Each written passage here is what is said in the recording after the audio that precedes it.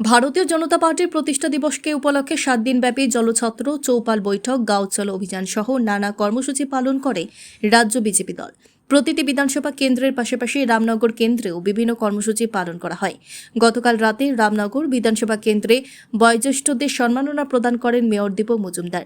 শনিবার পুর নিগমে 36 নম্বর ওয়ার্ড অন্তর্গত রাজনগর এলাকায় রামনগর বিধানসভা কেন্দ্রের মণ্ডলের উদ্যোগে আয়োজিত হয় গাঁও চলো অভিযান।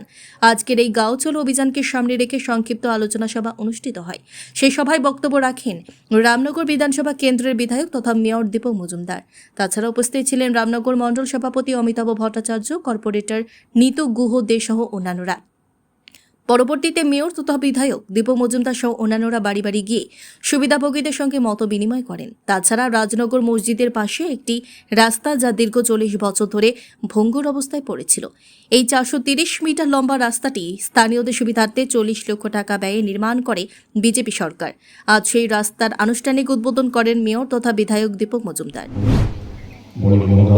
উপস্থিত আছেন এবং এখানে যারা এই ভূতির অন্তর্গত এলাকার মা বোনেরা, কার্যকর্তারা যারা আজকের এই অনুষ্ঠানকে সফল করার জন্য উপস্থিত, সার্বিকভাবে আমাদের সাংবাদিক বন্ধুদেরও আমি গণমান্য শুভেচ্ছা ধন্যবাদ জানাচ্ছি।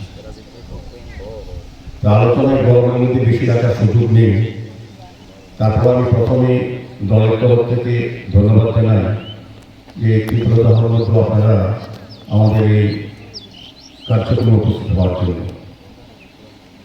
আমাদের আগে মণ্ডল সভাপতি বলেছেন কি কারণে আজকের এই কার্যক্রম। আপনারা জানেন আমাদের ভারতীয় জনতা পার্টি পৃথিবীর সবচেয়ে বড়তম গণতান্ত্রিক রাজনৈতিক দল।